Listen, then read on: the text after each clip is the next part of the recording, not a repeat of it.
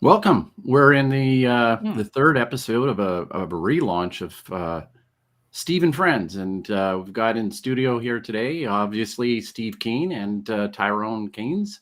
Why don't you both say hi to the guests, and we'll get onto the show. Okay. Good to be back again. Yes, So, it's. yeah. Oh no, go ahead, Steve. No, you Ty. I'm just sitting back. I am very happy to be back after 7 days. It's been a long 7 days of moderate beer drinking in the evenings, work Yeah. during the days, work during the afternoons, and work into the late hours of the night. Hmm. Why is it? What's that? Including the consulting work you're doing, by the looks of it, taking up part of that time. It is taking up a great deal of the time. You know, when I make models, when I'm doing my own research, like practicing my own research, um, it's very easy because it's like an artist painting on a canvas, um, Hmm. versus trying to take somebody else's vision and putting that on the Hmm. canvas is a Yeah. lot more challenging for sure. So it does take up some time. So Hmm. yeah.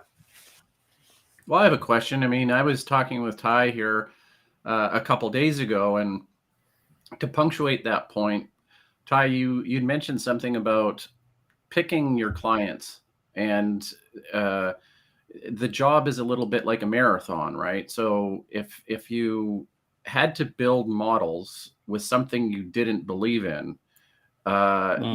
you'd run out of gas. So there's a little bit of um, there's a choosing function where you're looking at the client, you're looking at the models they're trying to build, and you kind of have to accept them and choose your clients. Is that right?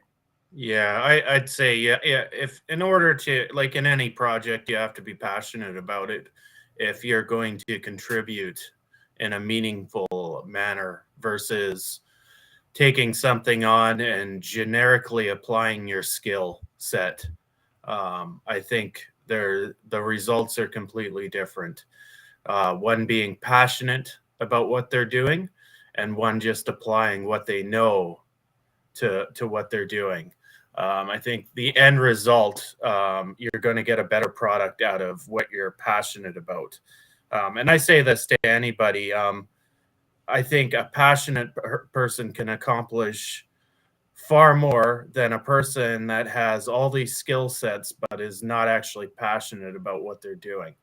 So you could take Mm. I'll use the word layman person who's really excited about an idea, and you can take Hmm. another person that has 8 years and a PhD but isn't so excited about what they're doing, and that layman person's going to create magic.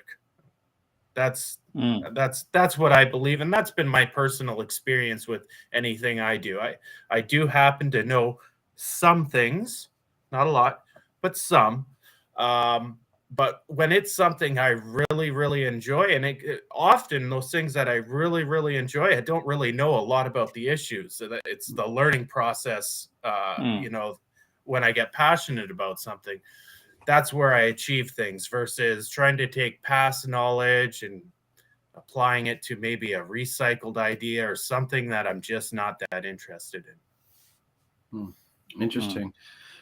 How about you, Steve? I think we heard on the last episode that you got a contract working within the tight confines of your work through a consulting company, so that you're kind of getting paid to do what you like doing, anyways. Is that would that be? Exactly. I mean, yeah, I've had lots of offers of consulting jobs over time, and I turned all of them down for the simple reason that I want to be able to do my own research and I don't want to be distracted from it.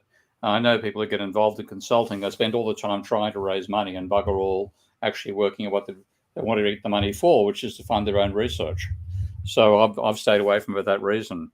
But I was approached by a group called Carbon Tracker to bring the knowledge I have about how bad neoclassical economics of climate change is to the finance sector. And I said, look, you're willing to pay me for something I'll be willing to do for free. I won't do it for free, but that's the attitude. So in that sense, I'm passionate about it, and it's fabulous to be given a contract to get it done. The difficulty compared to what Ty's going through is I've got to read a whole lot of neoclassical shit to do this properly, and oh my God, it just, my saturation level, I hit saturation. Well, I started about 8 o'clock in the morning. I hit saturation by 12, and there's only so many times you can read through a neoclassical text and think, how did this idiot think this is a sensible idea?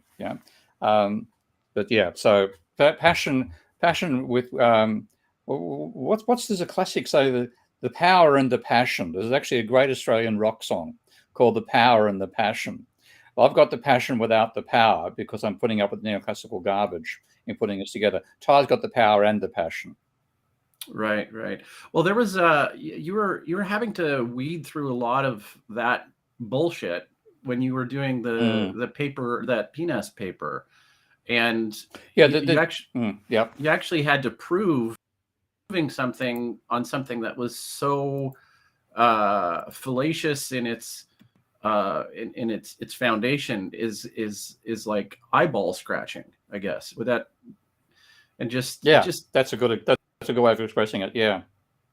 And the more I read in the neoclassical thing, the more I just, am I scratching my eyeballs out all the time? I mean, for example, there's probably the paper which gives the largest prediction of damages from climate change in the entire neoclassical canon is a paper by Burke et al. In 2000, I think it's 2015. And they come up with a prediction of a 23% fall in GDP by 2100. And that's actually the biggest prediction they give. I think it's in conjunction with about a 4-degree increase in temperature. So that's the best one they've got, is it? Well, in reading it through, and what I do is I don't just read the paper, I read the supplementary materials as well. And they decided, for a start, they just took data between 1960 and 2017 and extrapolated that data forward linearly, which is a great start. But then they got a prediction of a 25% fall in GDP from a 4-degree temperature increase. But that wasn't their actual prediction from their modeling technique. What they did was they said, we've only got data, like in terms of current data now, about temperatures of 30 degrees Celsius, average temperatures of 30 degrees. So they decided to assume anything above 30 degrees would have the same temperature, the same damage to GDP as, like from 30 to 40 degrees in temperature made no difference to their predictions. They simply assumed that and said, we don't want to go out of data. We don't make an out of data prediction. And we don't actually know what's going to be the impact of all this stuff. For Christ's effing sake, the whole idea of doing this stuff is to do an out of sample prediction. We haven't yet sampled 6-degree temperatures over pre-industrial. You're supposed to be making a prediction about what that would mean. Of course, you've got to go out of sample. So they constrained their predictions about the damage from climate change to what they got out of data up to 2000, between 1964 and 2017, I think it was. It's just you spend your time continually shaking your head and gagging. So I'd be rather doing what Ty's doing. Yeah. Well, to put that into context, there's another framework, or I want to bring up the idea of the Great Depression, because my understanding was that the neoclassical models are not bringing in the previous history of the Great Depression into their models like it could happen again. Would that be fair to say? And do you see a parallel between that and just the blinding, burying your head in the sand type of description that you're talking about, by staying completely in a closed system and not looking at the possibilities of where the climate can actually go? Oh yeah, I mean they simply don't want to consider anything that gets outside the range of current data, because we're losing Ty quite regularly. He must be having a hard time with his connection. They just don't want to consider outside their paradigm.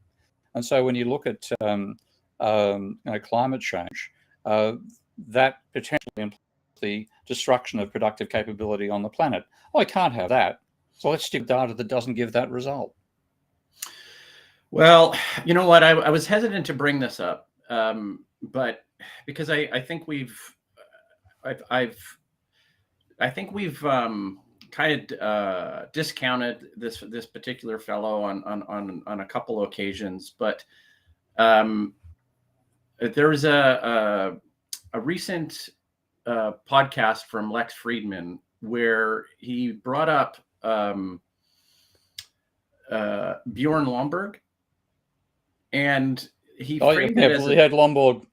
Yeah, Lomborg versus, who was the other person? He had Lomborg versus. He was a science writer for the New York Times type of scenario, right? And the framing is what I had an issue with, because, I mean, I love Lex, right? I mean, he's great, but he framed it as you've got the deniers on one side, and then you've got the catastrophic thinkers on the other side. And in one sense, I mean, that's true. You've got like the two polarized sort of like positions, but very quickly into the show, it discounted and almost made a false equivocation of the threat of climate change, to say that it's a little kooky in a way. Like, you know, we really shouldn't be focusing on the catastrophic potentials of climate change, the alarmist reality of the climate situation. And I personally find that when I bring this up with other academics or thinkers, laymen or academics, they fall into that, where, you know, they try and stay away from the poles and they try and stay moderate and think that there's a midpoint that we can find. And I wanted to hear I wanted to hear your opinion on that. Like, should we stay away from the alarmist, catastrophic, end of species kind of conversation? Is it dangerous? Is this our hubris speaking? Like, what? I don't know. Should we take a step back from that? What are your thoughts? No, we should take a step forward to it. Frankly, this is what the scientists themselves are saying.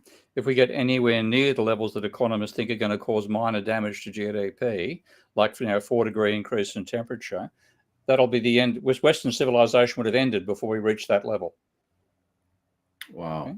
Okay? Eastern civilization as well, quite probably. So yes, we should be having catastrophic conversations, because that's, if you look at what the scientists have to say, that is absolutely the future we face if we don't stop the points that we're right on the verge of. I mean, the obvious, most important immediate tipping point is the Arctic summer sea ice, and that I haven't got the paper right in front of me, but quoting a paper from James Anderson, who's professor of chemistry at Harvard University. So he's obviously, you know, let's say he's not a crackpot.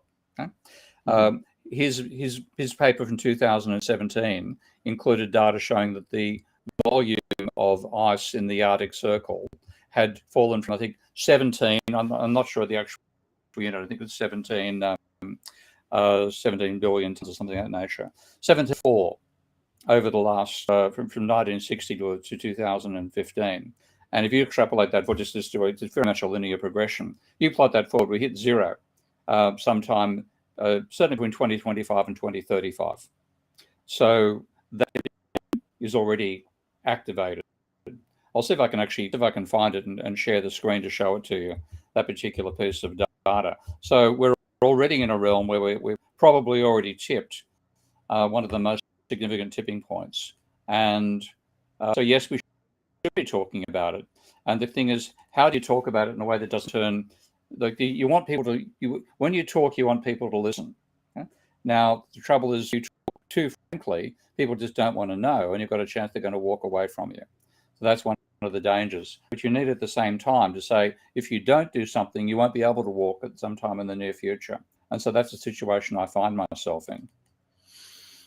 Yeah, and the shame about Lex's podcast and that episode was that there's a lot of people that watch Lex shows, right? I mean, they're approaching him, a million views per episode, and a million views. Yeah.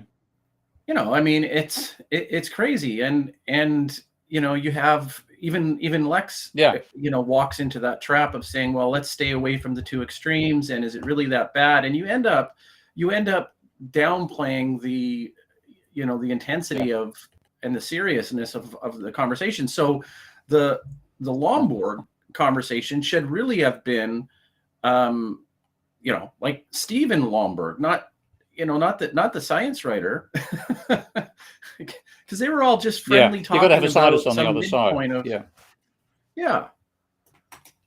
So can you see my screen right now? By the way, those are images. I hope I'm sharing my screen. Okay, are you seeing the? What are you seeing when you're looking at the screen? Are you seeing a set of charts or something else? We're seeing your file structure with a preview of. That's what I thought you might be. Sure, I've got many screens here, so I'll try sharing again in a second. What I'll do, I'll just actually put this on a third screen so I can distinguish easily from what I'm looking at here. So let's just do this. Okay, and that's the screen I want to share. Okay, so can you see this one now? Oh yes. There you go. Maybe make it full screen so you can see it more clearly. So this is actual data. Slide A there is minimum September volume from 15, was roughly 17,000 in 1980 to, as of 2017, about 5. So that's about a 70% fall over that time. Just continue drawing that line down, and zero is going to be about here, which there's 5 and 15, so zero is down about here. So you come over here, I'd say that's about 2030, 2040, something in that range. Now, what Anderson is saying in that paper is that when that happens, and this, he's to give Anderson a bit more background, he's the person who discovered the hole in the ozone layer. Okay, so he's not somebody you should be ignoring. The hole in the ozone layer, and the person who largely led the campaign to close the hole quite successfully, of course, to preventing CFCs and so on. So he focuses just upon the ozone effect of this. What he says is when we get zero Arctic summer sea ice, plus also about another 80 parts per million of carbon dioxide, and the two will be, the current trends will hit the first 2030, say between 2025 and 2035, maybe 2040, and we'll hit the second in 2050 on current trends. At that point, what you will have is and I'll leave the dynamics out for a moment now, but you will get a dynamic that means we get a wet stratosphere rather than a dry sphere. Now, to amateurs like me, what's the difference? Who knows? A bit of water in the atmosphere? Who cares? What happens is that water, that moisture, which we'll get from the troposphere where we live, the stratosphere, will carry with it chloride and bromide. And that chloride and bromide will increase, according to Anderson, increase the destruction of ozone by a factor of 100. Oh. Now, what that means is there's nothing else causing more to be created. You have 100 times faster destruction rate. That means a catastrophic collapse in the ozone layer. And that in turn means that it will be not possible for humans to go outdoors during summer unless they're covered in 50 or 100 plus sun UV protection, because we are, as the naked ape, we are particularly susceptible to an increase in UV radiation. It'll damage us as well, damage other animals, but humans in particular are incredibly vulnerable. Now, climate change could mean, and it could mean it before 2050. So if people think that is something you don't want to play with, okay? Yeah. And that is the sort of thing, if you're not talking about that, then people think climate change means it gets a bit warmer during winter, and maybe it'll be difficult during summer, so you've got to whack more air conditioning on. So we trivialize it because we don't talk about the extreme outcomes. The extreme outcomes are civilization destroying. And unless we realize that's the case, then the civilization will be destroyed before we start doing something about it. That's very very scary. And I would also assume that even if we, as the naked ape, as you explain, we're particularly susceptible to it under the rays of the sun. But I mean, I'm imagining that a lot of our plant production and agriculture would be decimated as well. So even if we could have a proper UV protection, the agriculture would be decimated. Is that true as well? Yeah. Oh, that's also true. I mean, plants have a higher capacity to reflect UV radiation or to handle UV radiation than we do, but they still have their cellular structure broken down by too much. I think it's UVA and UVB.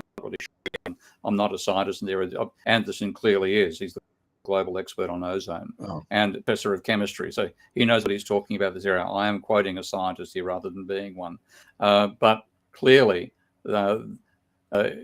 destroying the protection we have from solar and cosmic radiation is not a good idea for a planet with life on it. Hey, I can give you a bit of a plug, Steve, because as an economist, like you've said on the Lex podcast, you said it's a discipline, and so you're not a scientist, but you're an aspiring scientist trying to move the discipline into a scientific realm, and that'll kind of bring me into my next phase to pull away from climate change. And I wanted to ask you about that with the Minsky software and in general the complexity science and the system dynamic community. Do you think that there's hope for economics as a whole to eventually become a scientific discipline at some point in the future? Well, actually, one of my favorite people who tried to bring science to economics well before me was the guy called John Blatt, who was professor of mathematics at New South Wales University when I became aware of his work. But before that, he actually helped design the world's second ever computer called the Ciliac, which was built at Sydney University. He was an Austrian as a refugee, a Jewish refugee from the Nazis as a child, and first went to America and then came to Australia because he and his father understand the right-wing politics of America. This is back in the McCarthyist days. So that's why he ended up in Australia. And he was twice nominated for the Nobel Prize in Physics. So here's somebody who is a scientist in that sense. And he looked at the state of neoclassical economics, was so horrified.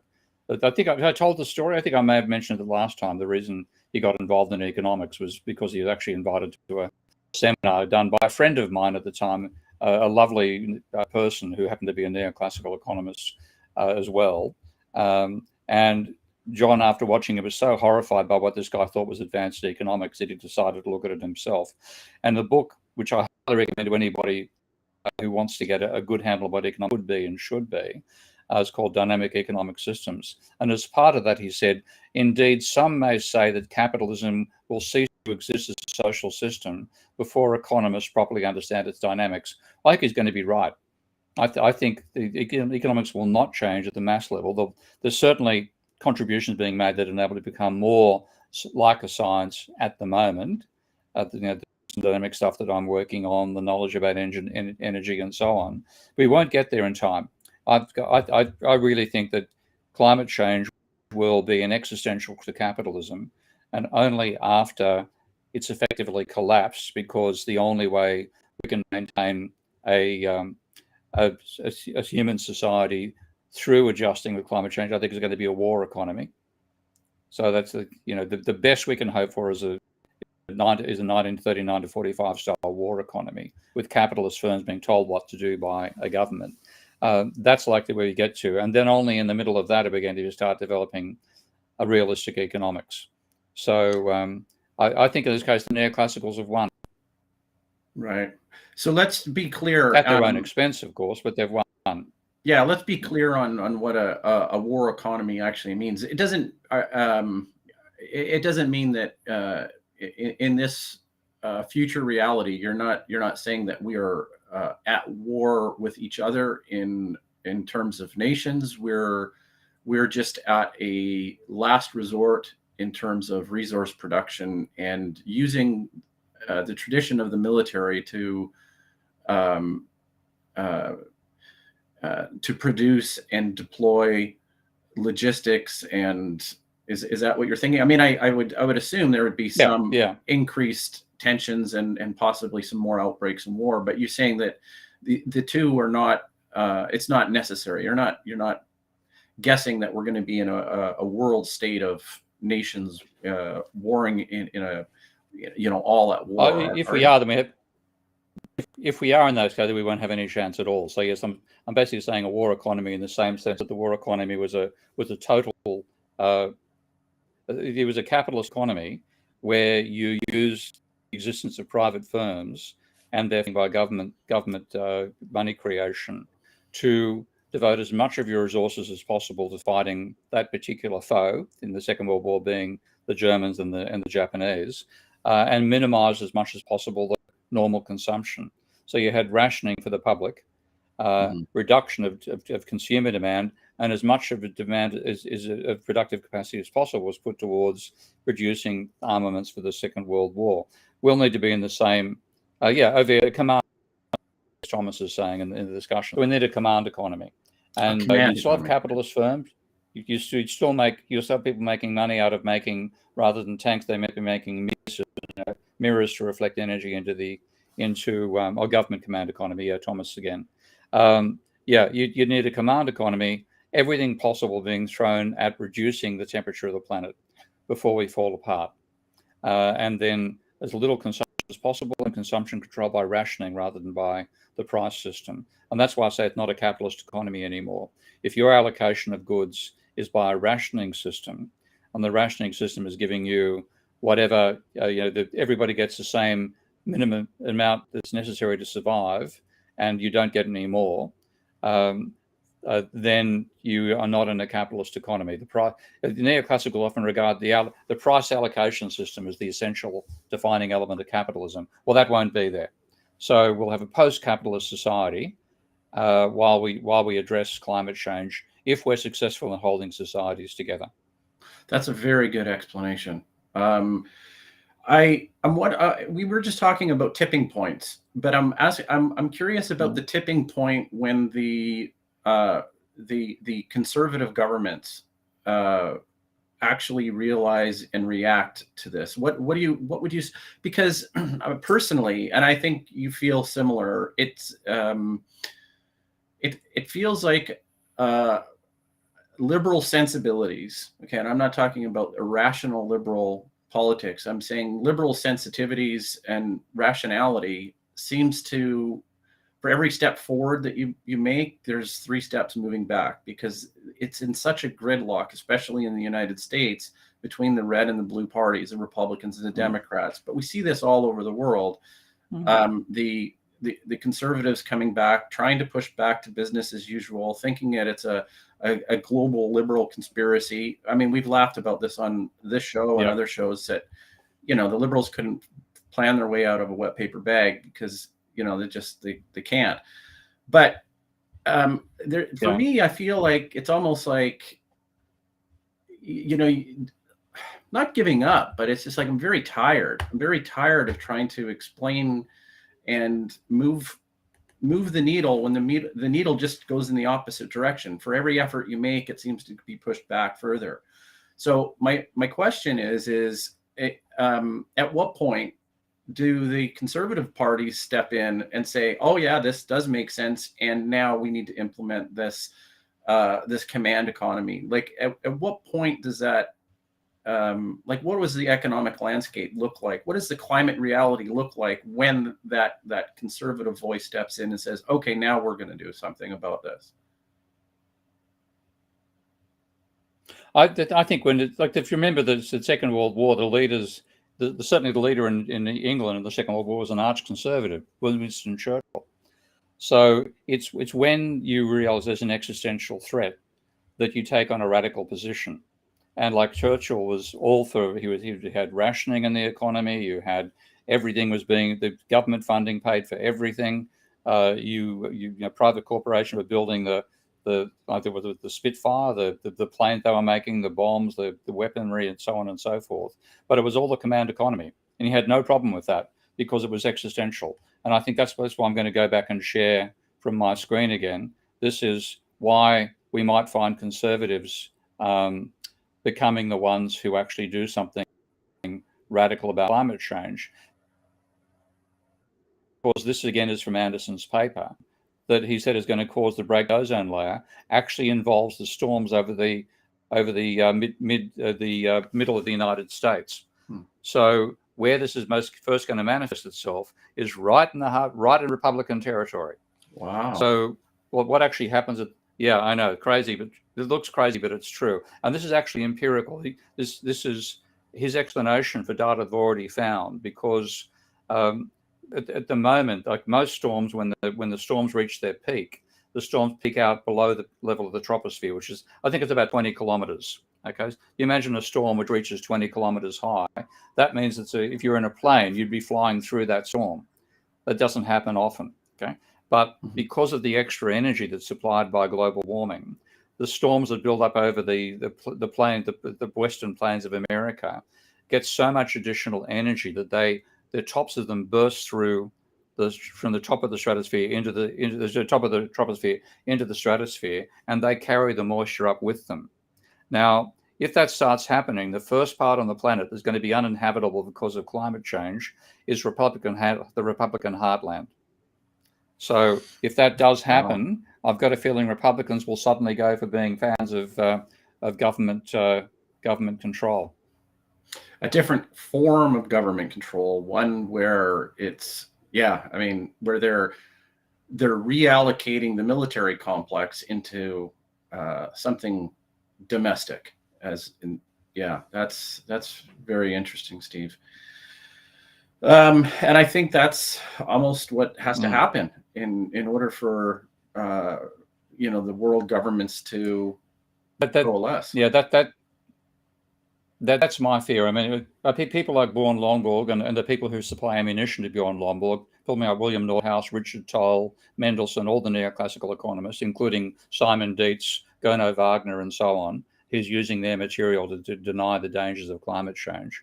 So without neoclassical economists, he could still cherry pick science data and find, what look like holes in the science data. But he's using totally accepting, without any critical faculty whatsoever being applied to the output of economists. That's where his denialism is coming from. So that stuff is what gives him capacity to fight the scientists on this front. Now, if the economists didn't exist, all they could do is cherry pick. Okay. But he's actually able to use their material to say, oh no, there's no danger, et cetera, et cetera. Now, this is typical of humans. We don't respond to the threat of a crisis. We respond to a crisis. And if you look again at the Second World War, Churchill was, I don't know how much he was a lone voice, but he certainly was the most prominent isolated voice saying we can't negotiate with Hitler. We have to take military action against him, et cetera, et cetera. And he was ignored until after Poland had fallen. Yeah. And then, oh shit, Poland's fallen. We've got our own army on the mainland. They're surrounded at Dunkirk. 250,000 British soldiers are about to be slaughtered. Okay. Then he took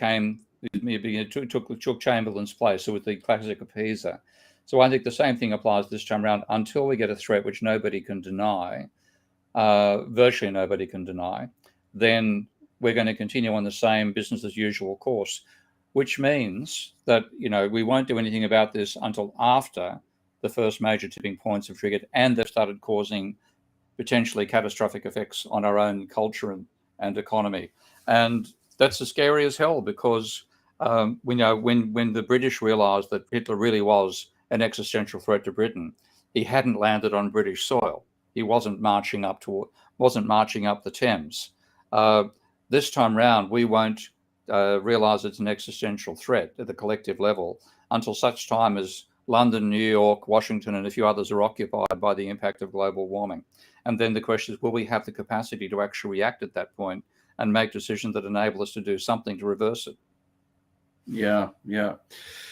Well, speaking about the status quo, I'd like to change gears a little bit, and I want to ask you about the Fed. So just take a minute to detox from the climate conversation a little bit, and I'd like to know what runs through the mind of Steve Keen when you hear the response from the Fed adjusting interest rates to control inflation.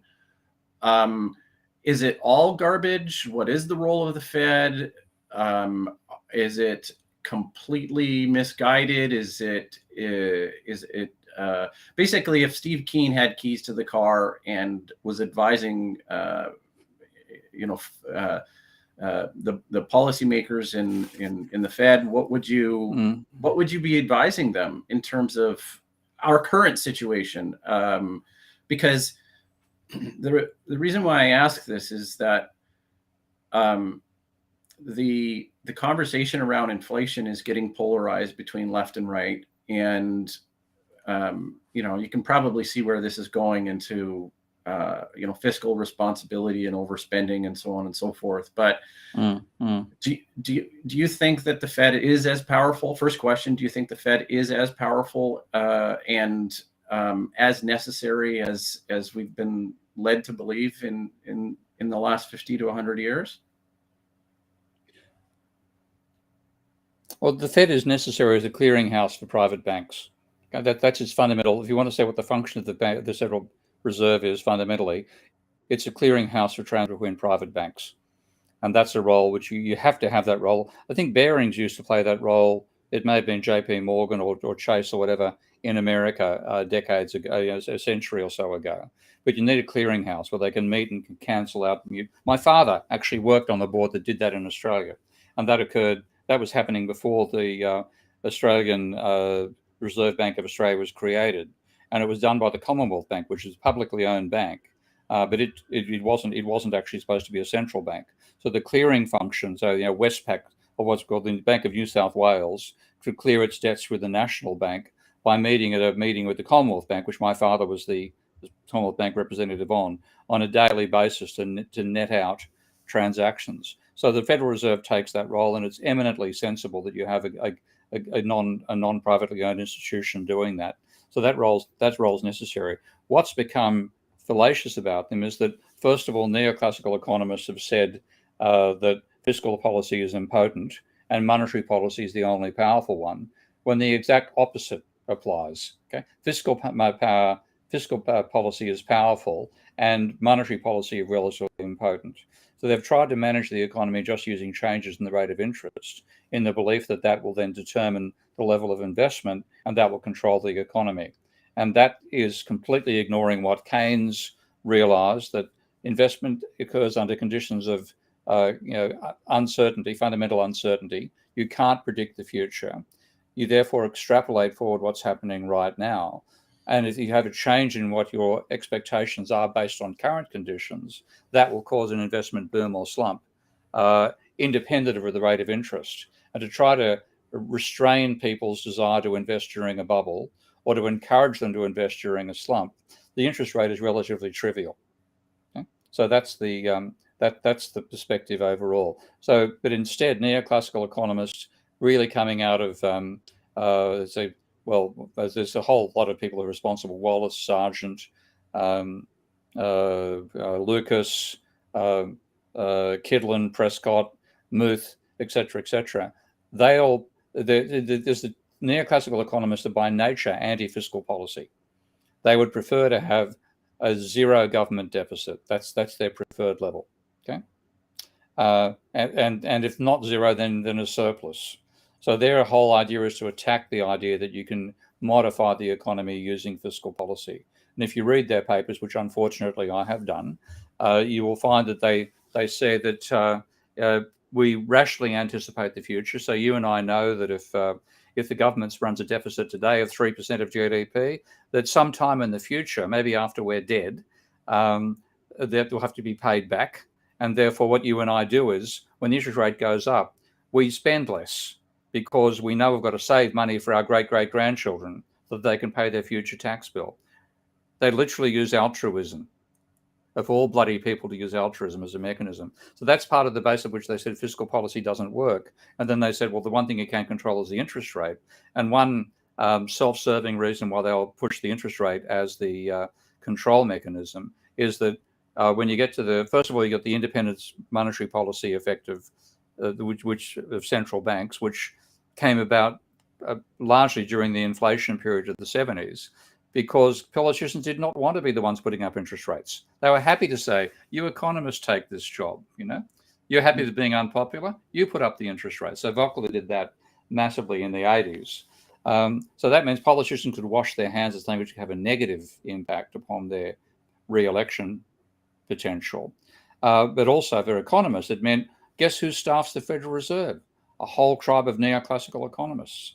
So it strengthened the neoclassicals to say, fiscal policy is weak, monetary policy is powerful. Now, of course, that's in politics and trying to dominate the system. In reality, it's the other way around. Fiscal policy is far more powerful, monetary policy relatively irrelevant, and they've tried to be managing the economy using an irrelevant tool, and now they're doing it again.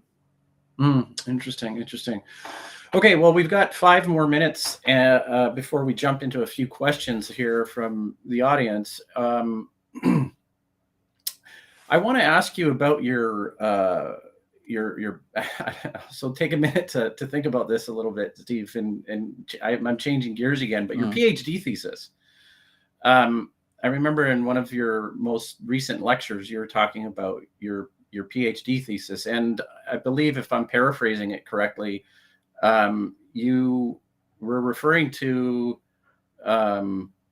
spending on marketing efforts in times of growth versus cutting spending on marketing if companies are actually in if it's a non-growth economy. Would that be fair to say in a very That's not my PhD thesis. That's most like me talking about pricing functions and how firms set prices. Right. Okay. So what was your PhD thesis then? Because modeling Minsky. That was my PhD thesis. My master's thesis was explaining why Marx's labor theory of value was wrong, using Marx's own philosophy. And my PhD thesis was building a mathematical model of Minsky's financial instability hypothesis. So the stuff you're talking about is actually related to my critique of the theory of the firm and theory of competition and price setting. That's relevant for the inflation discussion if you want to talk about it, but it wasn't in either of my theses. Yeah. Okay. Well, there's some potential for what central banks are doing to actually reduce the rate of inflation. Okay. So because when you look at prices from first principles, you get what Gillespie came up with, which is a pricing function that said the price level, and therefore when you look at rate of change, you differentiate this term, so you get what causes the rate of change in the price level, which is inflation. But he said its price level is the markup capitalists put upon their inputs, what they pay for their inputs, and how productive their inputs are, those 3 factors. Now, when you look at inflation in the 70s and 80s, and I remember this very vividly because I was actually involved in the early 70s with the Australian trade union movement, so I was aware of the level of demand that we had and the level of unemployment as well. When I went to university in 1971, the unemployment rate was 1.5%. And by 73, it was 1%. So the far, far lower unemployment we have now. Very strong bargaining power for workers. So workers were demanding wage rises above the rate of inflation, and they were getting them. But then the inflation took off. So when you look at that, you have those 3 factors: the markup, what workers demand as wages, and how productive in terms of the output to labor ratio workers are. Okay. So that was a time when if you crush the working class, you would then their bargaining power and reduce the rate of inflation. And that's what actually happened. Now, when you look at where we are now, you have workers are weak as hell. They've had 40 years of destroying the trade union movement. So there's virtually no trade union movement defending workers. In some ways, we're seeing an attempt to revive the working class trade union movement right now. But they're as weak as they've ever been. So workers aren't out there bargaining. Wage rises are well below the rate of inflation. So it's not wages pushing prices up. It's price inflation being well above wages and workers trying to catch up, but still losing to the order of 3 or 4% loss in real purchasing power per year, which is huge. So what you have is you do have a decrease in what you might call labor productivity, because we're looking at workers here. So it's the productivity ratio is how many units of output per worker. That's dropped for COVID reasons fundamentally. COVID, supply chain breakdown, et cetera, et cetera. The manufacturing is taking longer. There are less workers available to do things. You've got workers who don't have the skill set necessary. Like, when I go through international airports these days, half the security systems are out because too many of the workers have COVID and they therefore can't staff them. So it takes longer to get through to the airport than it took before COVID. That's a simple, consumer experience of reduced productivity. Now, interest rates will do nothing about that. In fact, it'll increase the cost because you have a longer time period from inputs to outputs now. So if you have a higher interest rate charge on the cost that firms have in terms of debt costs and demurrage costs and so on, those are going to go up. So putting interest rates well up will increase the effect of rising costs on the inflation. But the other factor that's vacant is the markup that capitalists put on their inputs. And there is a good argument that has gone through the roof under COVID because the huge increase in money supply from the government spending, which was necessary to avoid a financial crisis, that has meant that firms they're awash with demand, so they can increase their markups. And when you look at it, I haven't done the statistical work myself now, I've seen reports on it, but in terms of the stuff that I've seen, roughly speaking, 70% of the change in price that people are finding is due to increased markups by firms. 20% is due to increase to production, and of the order of 10% is coming out of wages. Now, if you put interest rates up and you also have fiscal restraint being imposed, that can reduce the excess demand that firms are experiencing and cause them to reduce markups, and that could bring the rate of inflation down. Very good, as opposed to what we're doing now. And I know Ty's talked about the inflation quite a bit and got into a few Twitter battles, but maybe he can bring that up in next episode. Well, we have, I think, time for a few questions. Ty, do you want to bring those up? So, yeah, how do you react when people call overpopulation arguments as anti-human or Malthusian? Well, let's gloss over Malthusian just for a minute, because we've already said Steve's adamant Malthusian, but or worse, right? How do you advocate for overpopulation solutions without a humanitarian backlash? I point out that we're not the only creatures on the planet. And if you look at the actual number of life forms on the planet, rather than the number of humans, we've got a population collapse going on right now. A huge plunge in the number of life forms on this planet. And the reason is there's too many of a particular life form called humans. And there are some of those humans consuming far too much. So we have to reduce our load on the planet. And in that sense, yes, I'm happy to be called Malthusian, because what Malthus was not, he didn't put it across all that well. He got some parts of it wrong. But the basic idea was he said, you can't have exponential growth on a finite planet. And that's entirely correct. Try to grow it at a infinite long-term rate, forever growing every year. The only way that can continue happening is we take up more and more of the space that's available for life on this planet. Now, that'd be okay if we didn't depend upon life on this planet to be alive ourselves. Unfortunately, we do. So we have to say we've far exceeded how many humans there should be. We've far exceeded how much humans consume. We have to cut back on both. And that's I'm quite happy to say that and be quite aggressive about it, because it's reality. We simply have to accept that we cannot take all the resources of the planet for ourselves. And yet, when you look at the amount we're actually consuming, and even leaving out global warming from the picture, using a human ecological footprint, we're already consuming 1.6 times what the planet can reproduce when you take into account carbon sinks, and 80% of what it can consume when you don't even bother looking at carbon. And that's leaving 20% for the remaining life forms on the planet. Well, that's not enough. So we have to cut back our consumption. All right, so we have to cut back our consumption, but is it an answer you're comfortable giving to say how we deal with population? And I mean, do you have an answer for that, or you No, just stated the problem, right? No, well, the thing is, the only way we can do it, we know that if we look at reproduction rates of humans, they've risen so much because our birth rates have fallen a bit and our death rates have fallen dramatically because of fundamentally sanitation, okay? Bringing in large-scale sanitation, clean water, which is absolutely vital. Marx and Jenny, Karl and Jenny Marx left Chelsea in the 1800s because of a cholera outbreak in London. Okay?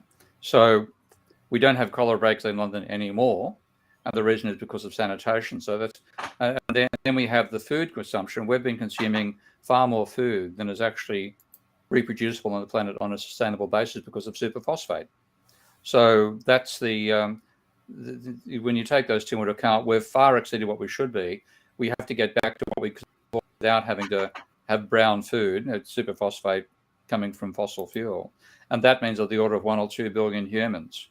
Now, to get there from 8 billion, there are 2 ways you can do it. You can do it by planning, or you can do it by climate catastrophe. Planning means you've got to restrict people's productivity, fecundity. Only such a percentage of the population could have kids. The one-child policy in China's tried, and so on. And that's totally goes against our human attitude that we should have as many kids as we like. Now, in the past, society, the nature took care of that because we would, die of diseases and die of starvation. We're likely to face the same thing, frankly, in the next 80 years. So the safe way to do it is say we simply have to control and reduce the load. And that's just, I know it goes totally against the whole libertarian basis of modern society. And I think, libertarianism got us into this problem in the first place. I've heard that in the prosperous economic countries in the West, I guess we could, just to simplify, that the birth rate is approximately two children per. So it's kind of stabilizing, but it's countries like Africa, for example, the birth rate is dramatically increasing to 7, 8, 9, 10 kids per couple, and I think it's for reasons that you talk about: better conditions, better situations, better sanitation, and that's very difficult to try and police or implement a policy around for the reasons that you've explained, and probably one that you haven't explained, and that would be the religious, the Christian ideology that is go forth and multiply, and anything to the opposite of that is, or anything that is that opposes that is a fundamental. Is antagonistic to the religious freedoms. And would that be safe to say? I know. I think it's very safe to say. And look, if you look at look at sort of dystopia visions of the future, like even a utopia vision like Star Trek, part of that utopia was we went through such a calamitous period that we completely changed the nature of our social philosophy, and without that we wouldn't survive. Well, I think that's quite realistic. We're on the pre-Star Trek days. We won't actually reach Star Trek, of course. That's physically impossible. But part of what gave us that whole, peace, love, and friendship and attitude was that we went through an existential crisis, and I think that's what we face. Right. Okay. So we got one question here. I think it's the last question. Nod if it is, Ty. Do you agree with the raising of interest rates to control inflation, or it will lead to stagflation? Inflation. What interest rates are first going to do is cause asset markets to crash, housing markets. Now, central banks inflated asset markets through first low interest rates in QE to begin with. So I'm not too worried about that happening, but that'll mean a credit crisis and a recession caused by government policy. So that in its own way isn't exactly the way we want to proceed. And of course, if you have fiscal tightening at the same time, that'll reduce the headroom firms have for the markups they put on their input costs. So that will cause inflation to come down, but it will also cause a recession. So, in some ways you can't avoid, if you had a boom like this beforehand caused by inflated asset prices, too low interest rates, the wrong sort of meddling by central banks, and insufficient government deficits, then, which is got huge levels of private debt and not enough public money, then you've got a messy way through it. I would rather see the government effectively go in the direction almost of a universal basic income. So when you when you're unemployed, you're not unable to spend, and you're not able to consume, but also the interest rates causing a crash in asset markets. You're going to have to do a lot to counteract that. So the governments won't be able to get away with the fiscal tightening. So in some ways, putting up interest rate now is the wrong thing to do, because it gives banks two problems. It gives governments two problems to cope with rather than one. I would rather than have the problem of the inflation without also having a crash in asset market, the possibility for a deflationary experience, and that's quite feasible if we had a dramatic crash in credit like we had in the Great Depression, and we have governments cutting back on spending and high interest rates all at the one time. Then you're going to have a plunge in private in markups, and this is one thing which Fisher said was the reason the Great Depression was so bad, because since firms were facing a collapse in their markups, they were trying to sell at discount prices to get as much of the demand in their doors rather than their rivals. And that meant that the overall, the price level fell as they tried to pay their debts back. But as they paid the debts back, they reduced the amount of money in circulation. And therefore the real value of money rose in that whole process. And Fisher's what I call Fisher's paradox, was the statement: the more debtors pay, the more they owe. And that's what I think we face. So, we're going about it the wrong way, but in some ways avoiding pain is inevitable. It's not possible when you've had such an overinflated economy beforehand. Okay. Well, one more question. Okay. So does the U.S. war spending? Oh, does U.S. Yeah, go ahead, Steve. I think they're opposite, and the war spending is actually probably increasing the strength of the American dollar. And like the usual story, whenever there's a crisis, there's a retreat to safety, which means people buy American bonds rather than European or Asian bonds, and so the American dollar increases in value. So that then makes the American financial sector more powerful. So I think the war spending is going to make it stronger. But the BRICS and de-dollarizing, that's a possibility. I mean, I want to see that happen. I want to see something which leads to an international currency that's not the US dollar. So the best situation would be something like the Bancor. But if we can't get that, then having two currencies rather than one is probably a better way to go about it. So I'm in favor of that, and that will reduce US hegemony. And we need it. I mean, letting the United States financial sector run the system is one reason we've caught up in a whole bunch of Ponzi schemes. Well, good explanation. Welcome back. We got Ty in the middle there, and that's at the top of the hour. Steve, it's always a pleasure to see you and participate in an hour with you and share this with the audience. Until next week, I want to thank everybody for joining us, and thanks, Steve. Thanks, Tyrone, and we will see you all next week.